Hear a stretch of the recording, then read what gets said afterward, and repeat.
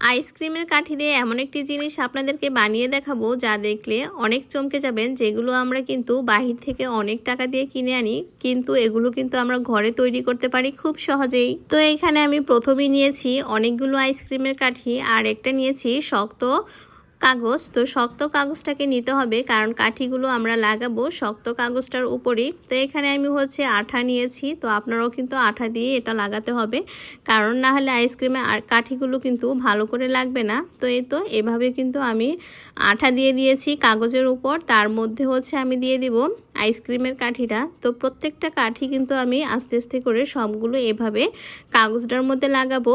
আর এই ধরনের কাগজগুলো কিন্তু আমাদের প্রত্যেকের ঘরেই থাকে। তো আমি এটা নিয়েছিলাম মিষ্টির প্যাকেট থেকে কেটে নিয়েছিলাম এই কাগজটা। তো আপনারাও কিন্তু যে কোনো কাগজ কিন্তু নিতে পারেন, কারণ এসব কাগজ কিন্তু আমাদের ঘরে অহরহ থাকে, যেগুলো আমরা ফেলে দেই। তো ফেলে না দিয়ে কিন্তু আমরা যেগুলো আমরা ফেলে দেই সেগুলোকে কিন্তু কাজে লাগাতে পারি খুবই সুন্দর সুন্দর কাজে। তো আমি কিন্তু এই মিষ্টির প্যাকেটটাকেই এখানে কাজে লাগিয়ে দিলাম আইসক্রিমের কাঠির সাথে।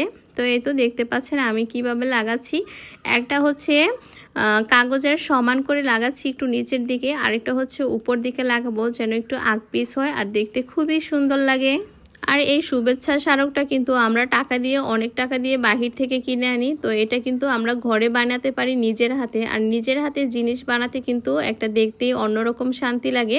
এটা আমি শুভেচ্ছা স্মারক বানাবো, যেটা আমি দরজায় ঝুলাবো। তো আপনারা কিন্তু নেমপ্লেটও কিন্তু এভাবে বানাতে পারেন আইসক্রিমের কাঠি দিয়ে, যেটা দরজার সামনে ঝুলালে কিন্তু অনেক সুন্দর লাগবে।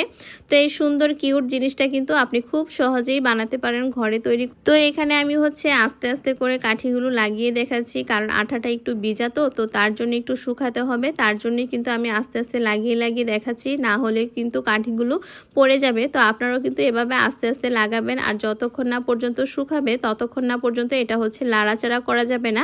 তো এখন কিন্তু আমার সবগুলো কাঠি লাগানো শেষ হয়েছে। তো দেখতেই পাচ্ছেন খুবই কিন্তু সুন্দর লাগতেছে। তো এটা একটু আকর্ষণ বাড়ানোর জন্য আমি এখানে ক্লে দিয়ে ফুল বানিয়ে নিব। তো ফুল দিলে কিন্তু দেখতে একটু আকর্ষণটা আরো সুন্দর বেড়ে যাবে। আপনারা চাইলে এই ফুলটা কাগজ দিয়েও বানিয়ে দেখাতে পারেন। তো আমি ক্লে নিয়েছি, কারণ ক্লে দিয়ে বানালে কিন্তু খুব সহজে বানানো যাবে আর তাড়াতাড়ি শুকিয়ে যাবে।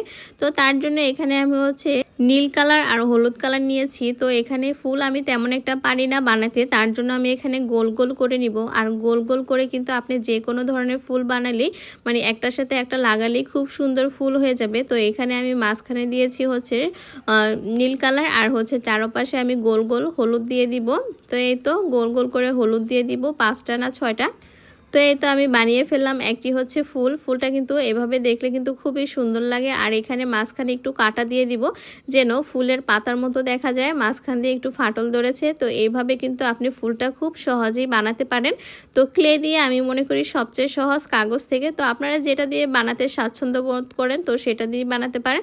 তো এখন ফুলের জন্য একটু পাতা বানিয়ে নিব, কারণ ফুলটা শুধু দেখতে কিন্তু একটু অন্যরকম লাগবে, পাতা দিলে কিন্তু আরো সৌন্দর্য বেড়ে যাবে।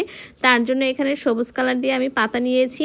দুই পাশেই কিন্তু একই রকম আমি ফুল বানিয়ে লাগিয়ে দিলাম। এখন মাঝখানে আমি লিখবো ওয়েলকাম, যেহেতু আমি এখানে স্বাগতম স্মারক বানাবো।